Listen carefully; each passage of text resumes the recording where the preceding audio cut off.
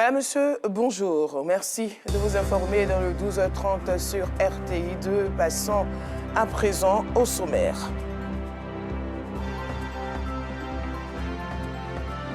Nous parlerons de développement dans ce journal. Après Beau, dans la commune de Bingerville, la chefferie donne tout pour le développement du village. Plusieurs ouvrages ont vu le jour. On en parle dans le corps de ce journal. Et puis, au Sénégal, le FMI évoque une dette cachée d'environ 7 milliards de dollars entre 2019 et 2024.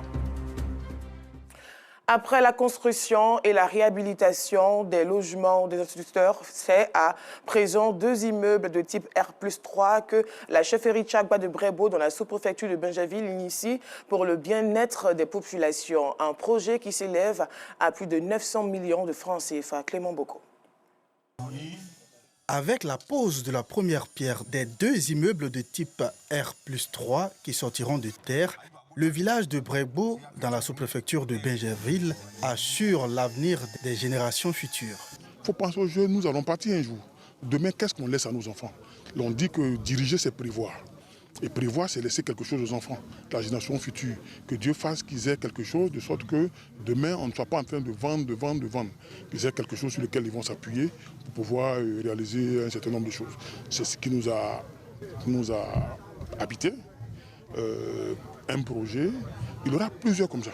Ça, c'est comme les autres disent, c'est le début, hein, c'est le commencement. On va construire d'autres bâtiments, d'autres choses se feront pour que les jeunes soient dans un futur proche très à l'aise. Bâti sur une superficie de 900 mètres carrés, le concepteur de l'ouvrage donne les caractéristiques de l'édifice. Avec une surface construite de 68,5%. Donc nous sommes autour de 600 mètres carrés de bâti, alors avec 21 appartements au total. Donc pour le bâtiment A, nous avons au rez-de-chaussée des galeries, des magasins. Et pour le bâtiment B, nous avons des appartements, c'est-à-dire au total 12 appartements de F1, F2 et F3. Pour le représentant du député maire de Bingerville, l'action de la chefferie de Brébeau est à saluer. Aujourd'hui, nous voyons tous ces litiges fonciers. Je pense que c'est par manque d'organisation. Et si le développement est à ce niveau-là, je pense que nous allons sortir de toute cette gestion archaïque que nous voyons aujourd'hui. Et c'est à saluer. Je veux saluer vraiment ce village de Brébeau. Et je pense que tous les villages vont emboîter le pas pour un rayonnement de nos différents villages. Lancé ce vendredi 21 mars, la livraison des 2 immeubles est prévue dans 6 mois selon le promoteur et est financée par le village de Brébeau à hauteur de 900 millions de francs CFA. Faciliter l'accès au financement pour les femmes de Songon, c'est le souhait de ces dernières qui, réunies en association, ont investi leur présidente. Et c'était en présence de notre reporter Ido Fofana. Patricia Priska Yohanlou est la nouvelle présidente de l'Union des associations de femmes de Songon, UNAFES. Élue en janvier 2024, elle a été investie ce samedi 22 mars en présence des autorités locales. Un jour mémorable pour ces femmes venues de tous les villages de Songon.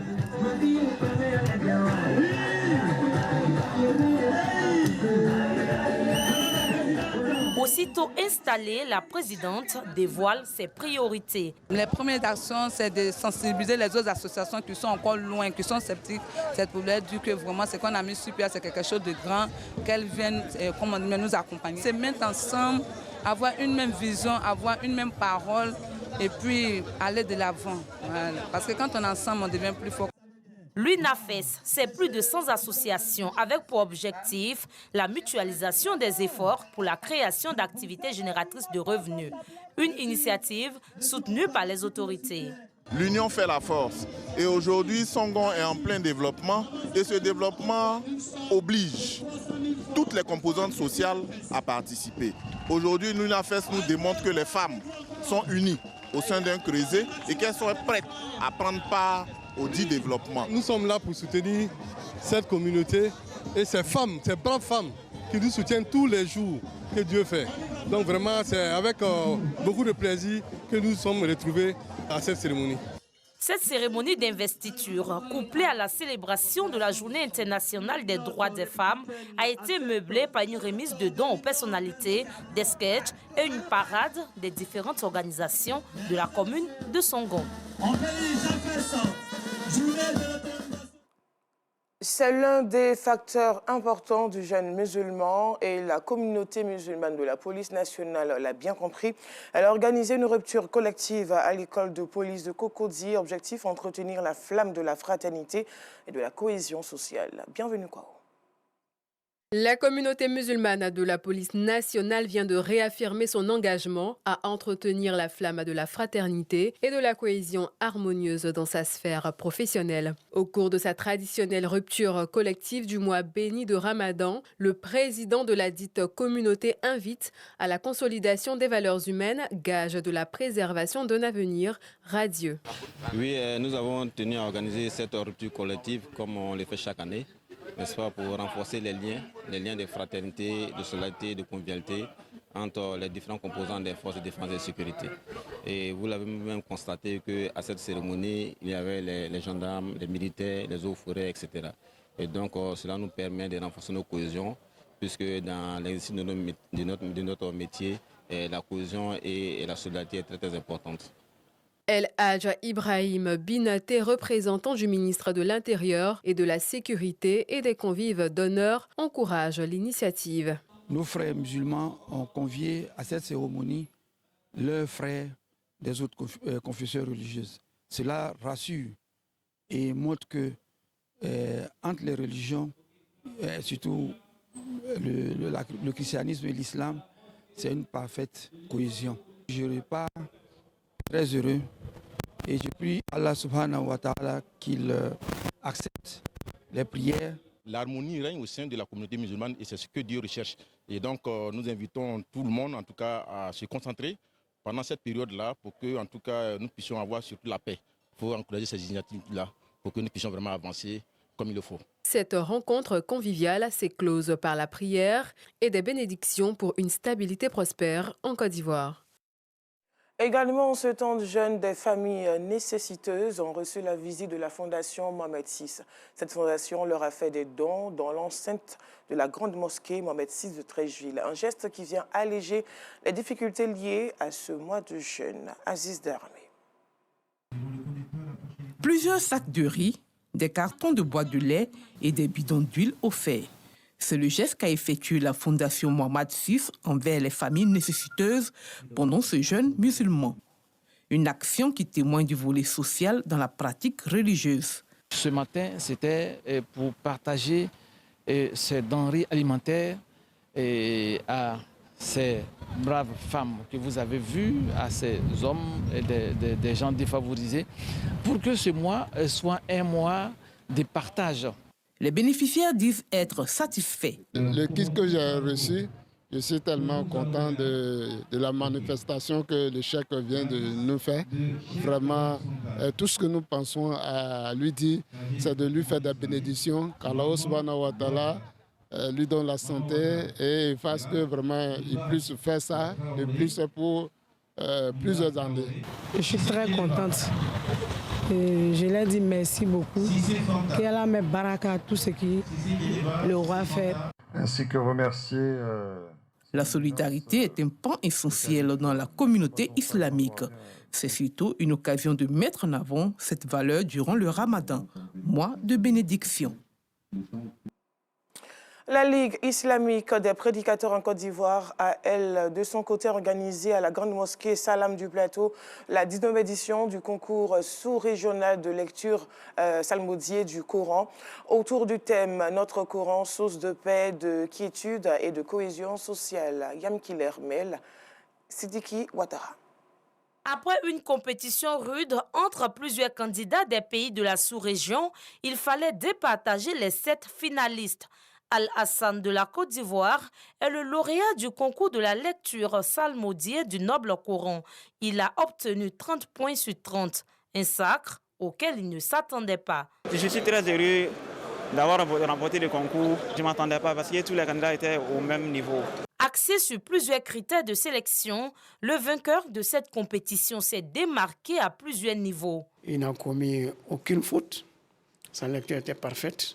Par contre, le deuxième candidat, il a adopté une situation qui prouve qu'il avait un peu la peur. Et il y a une lettre aussi qui manque dans sa prononciation. Sinon, tous les candidats se valent. Ils sont tous à la hauteur. Ce moment, une occasion de revenir sur les raisons du choix du thème à l'orée des élections de 2025.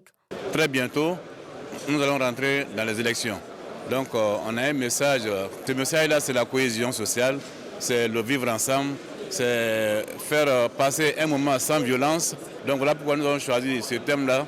L'honorable Farikou Soumaoro, parrain de la cérémonie, souligne l'importance de cette initiative et encourage ses filleuls. Ils ont tous été vraiment merveilleux. Pour moi, il n'y a pas eu de vaincus. Ils sont tous des vainqueurs. Je remercie les organisateurs pour cet événement qui est un enseignement pour toute la communauté musulmane. Que Dieu fasse que tous les ans, nous organisons ce genre de concours pour le bonheur de nos jeunes. Le concours sous-régional de la lecture salmodiée du Noble Coran existe depuis 2006 et entend s'étendre à l'international. Du 1er au 4 mai 2025 prochain se tiendra à Fakobli le Fawe Talent, un festival qui valorise la culture Way. Pour le lancement de ce festival, une conférence de presse a été organisée dans la commune du Plateau. Yam Killer Mel, Cécilia Bassolé, Sidiki Ouattara.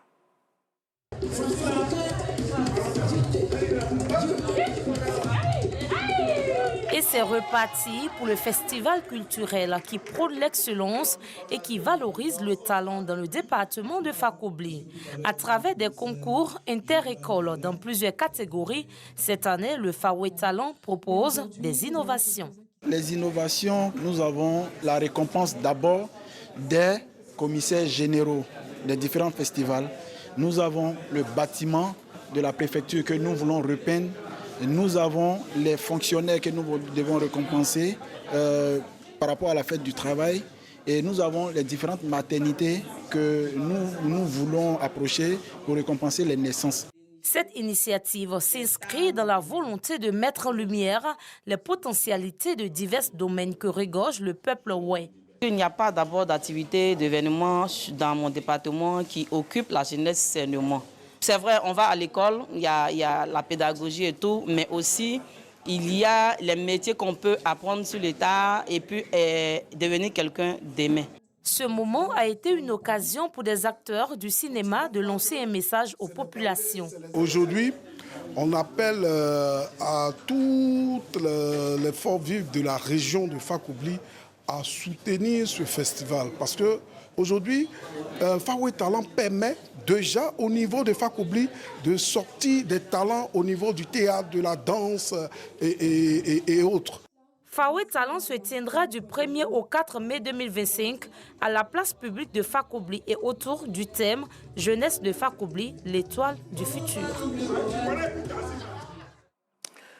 Poursuivons ce journal en sport, éliminatoire Coupe du Monde 2026.